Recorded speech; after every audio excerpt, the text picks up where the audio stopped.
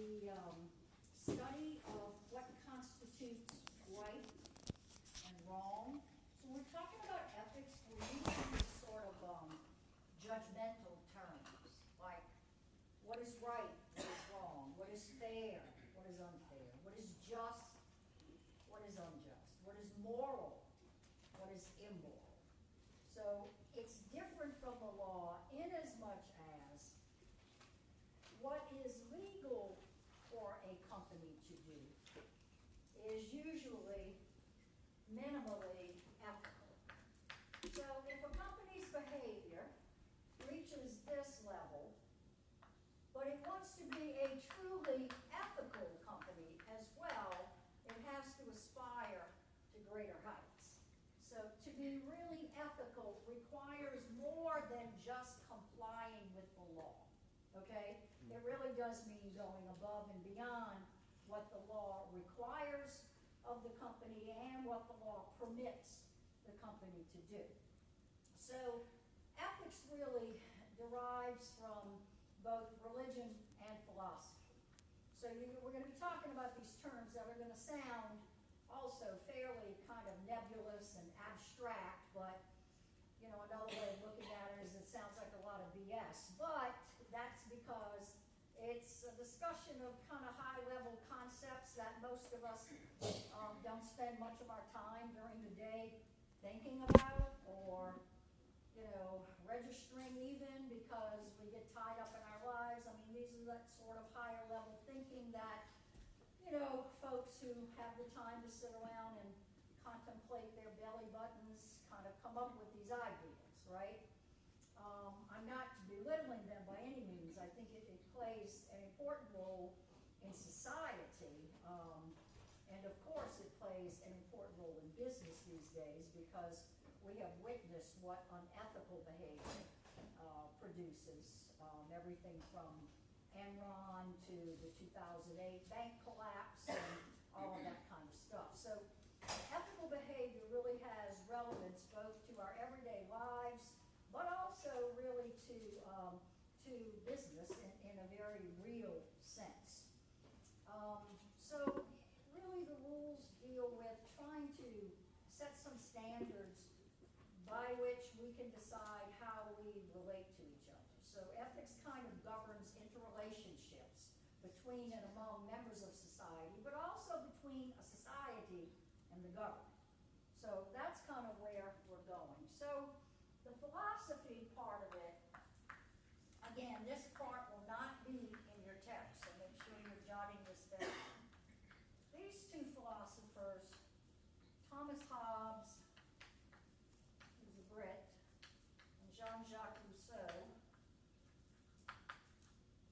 who obviously is French, they were not contemporaries, they did not live at the same time. But I bring them up to kind of give you their take on the basic nature of human beings, because they take diametrically opposite positions on what human beings are by nature, by their very nature. So Hobbes views humans when we're first born as savages,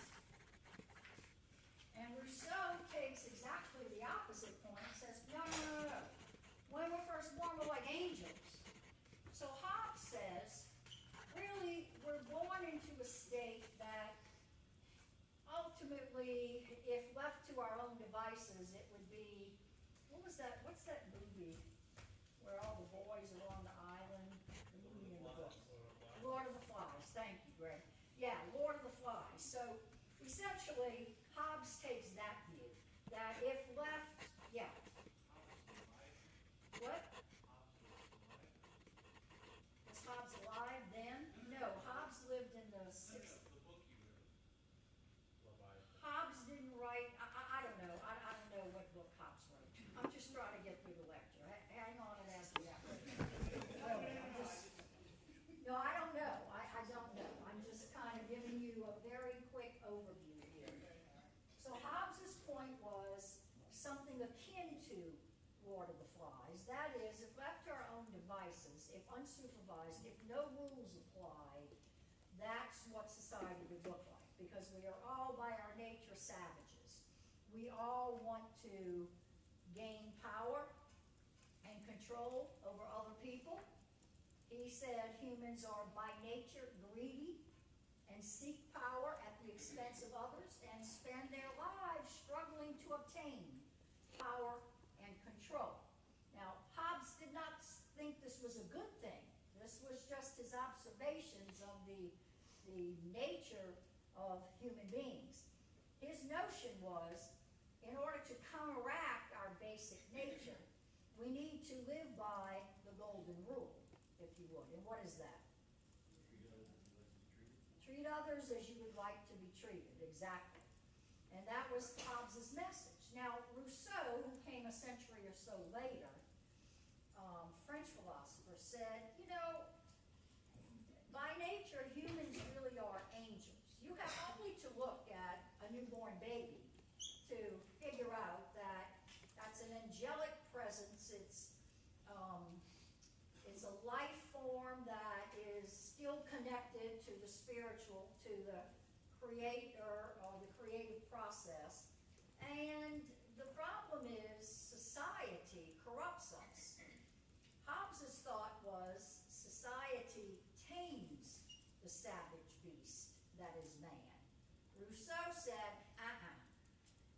man is not a savage beast. Man is by nature angelic, pure, good, and it is society that pits us against each other and causes us to spend our lives seeking power, seeking money.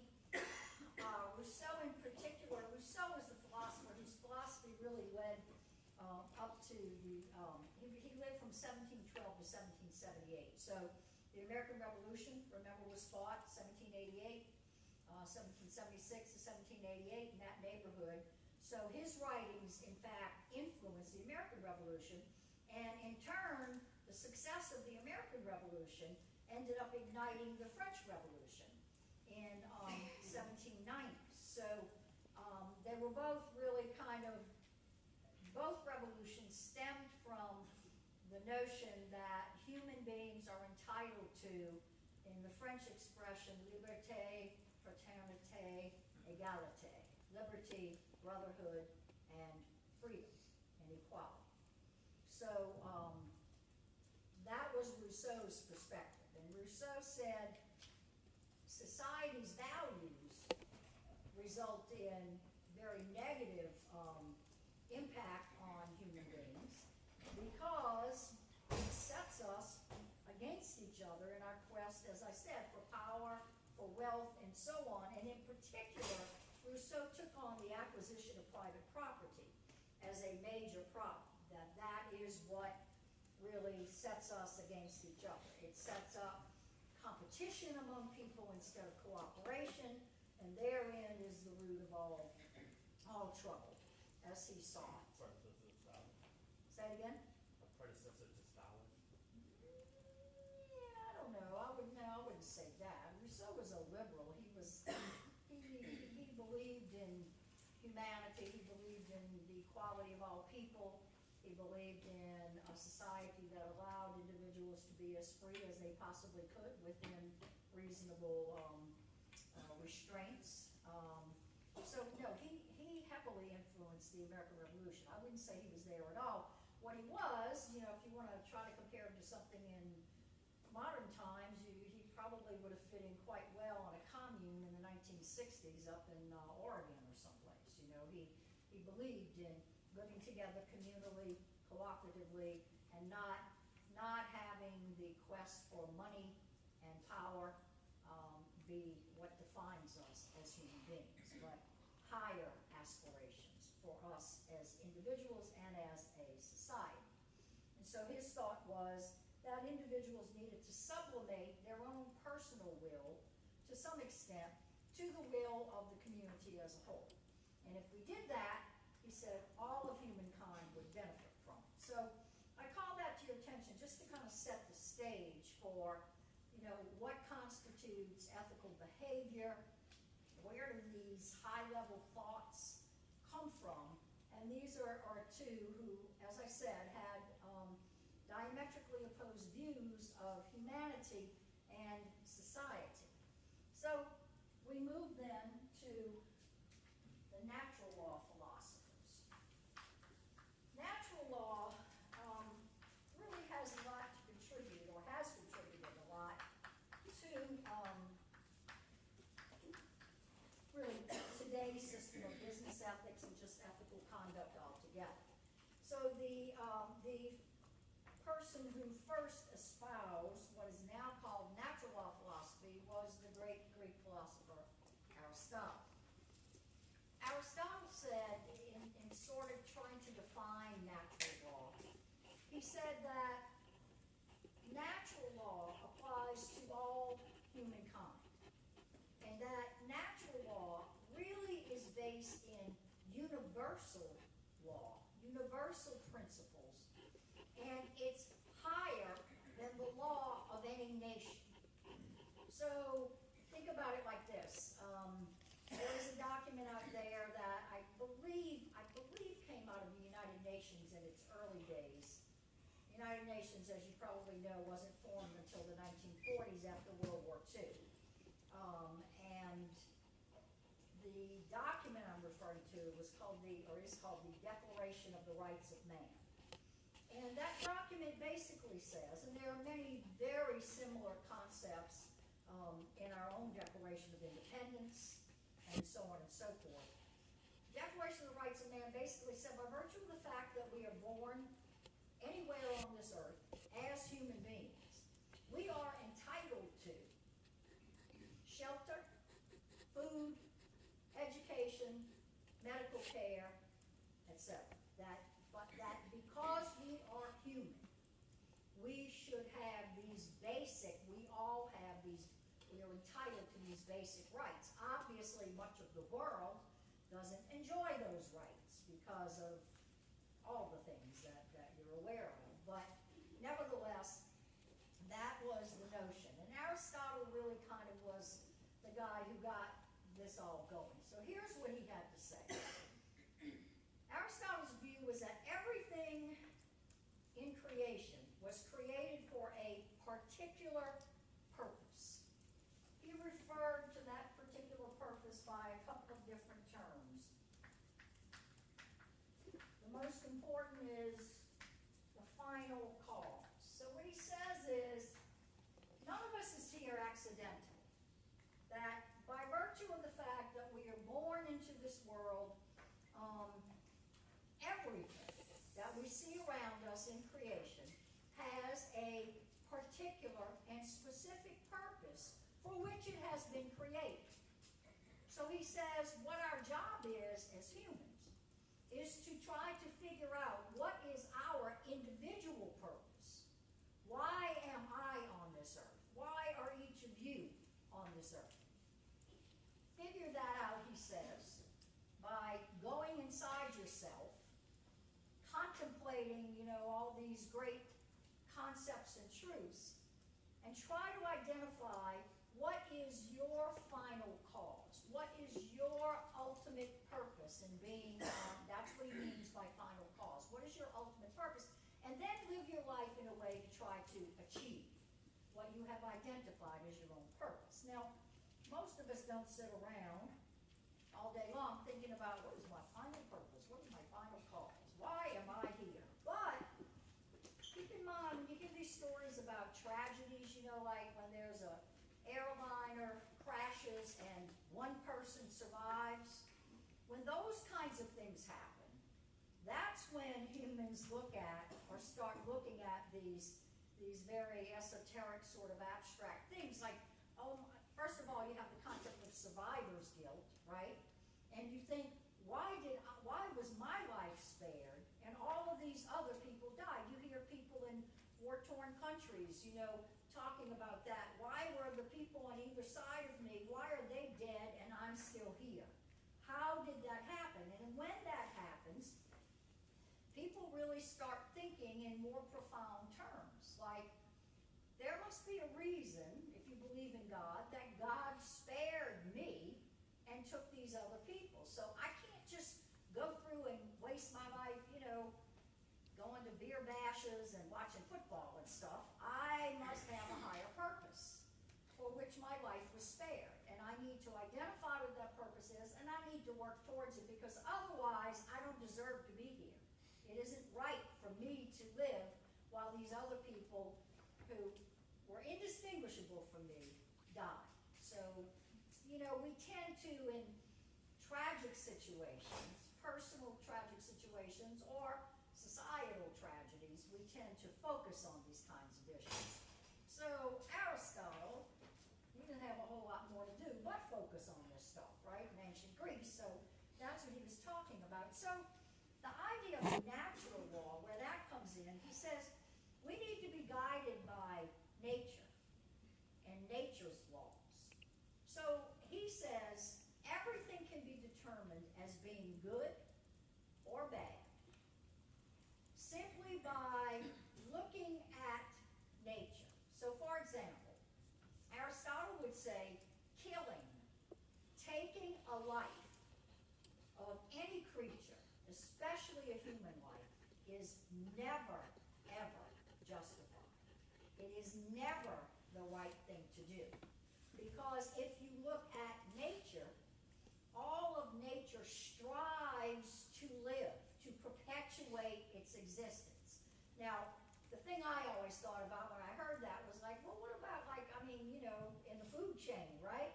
I mean, there's a lot of killing that goes on in the animal kingdom, largely because of the food chain, because animals hunt animals that are lower than they are on the food chain in order to survive. But he wasn't talking about food. He was talking about if there are places on earth where you don't tend the ground, you don't do anything to it, and yet beautiful, gorgeous plants arise. For example, in India and in the Far East, the lotus blossom, right? This gorgeous flower just pops out of mud. Mud that has not certainly not been treated with anything, mud that has not been cared for, just mud. And you can think about this all over the place. If you've ever traveled to national parks or stuff like that in this country, if you go to the Rocky Mountain National Park in the spring or in early summer, you see this unbelievable display of wildflowers that no one is tending, no one is watering them, no one is fertilizing them, no one is planting them and giving them any TLC. They're just there. So that's what he was talking about, that the engine of creation drives everything to survive, to do whatever it takes to continue to live, to survive.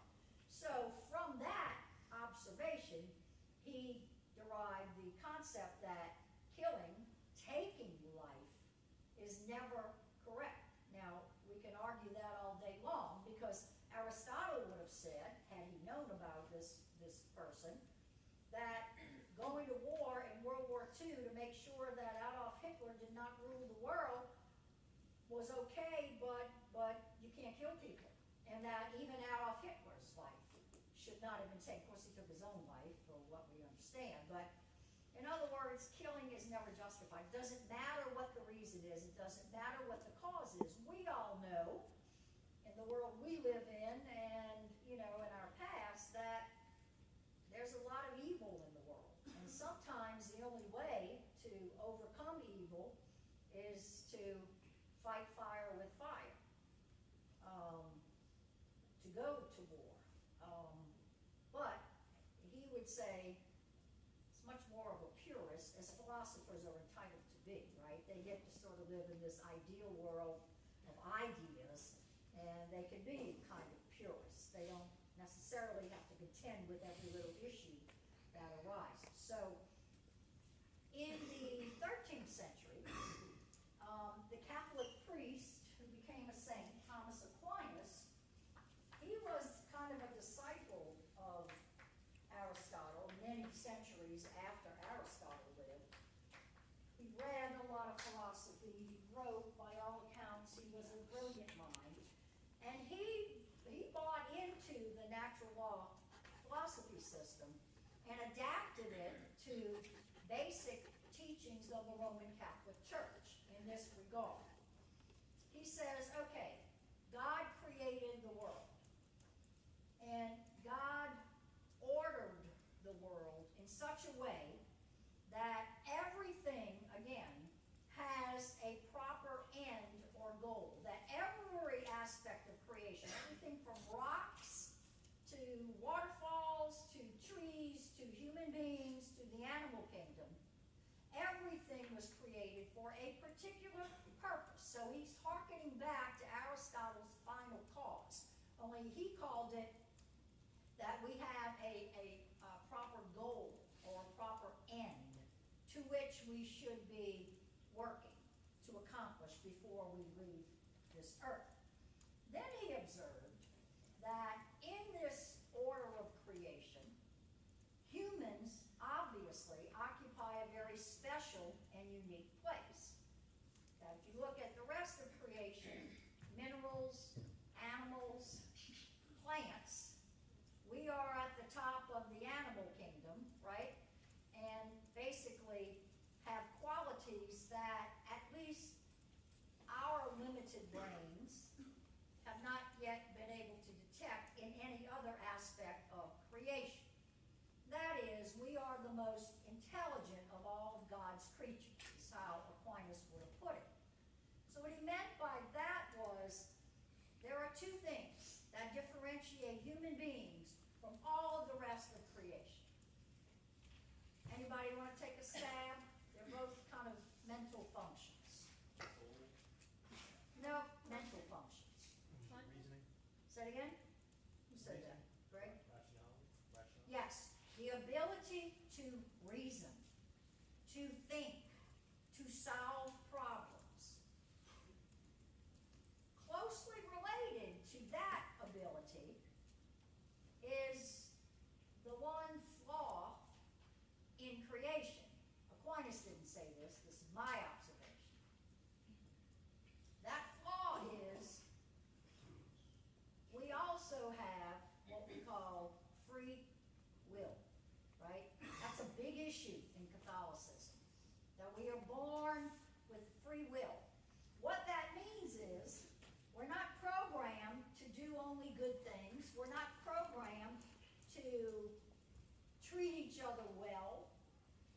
We have this ability to reason, so we can think about, we can use our mental power to figure out what's good, what's bad. We can see this, but that doesn't necessarily mean we're going to follow that path, because we have this ability to exercise our free will and basically say, I don't want to go down the path of goodness. I like the bad side. I'd rather do this, right? For expedience or for some other purpose. So from his point of view, the free will, again, gives humans the freedom to choose whether to pursue their proper end or goal, whether to spend their lives or part of their lives trying to figure out what is your goal, what is your end, why are you here on this earth, and the freedom to choose between good and evil. His thought was, again, like Aristotle, what we need to be doing is focusing on what is our final cause, what is our ultimate purpose, what is our ultimate goal, and living our life in such a way as to achieve that goal. And he said, if you do that, then you're living an ethical life. You're living a moral life. If you are attempting to determine what is your purpose here.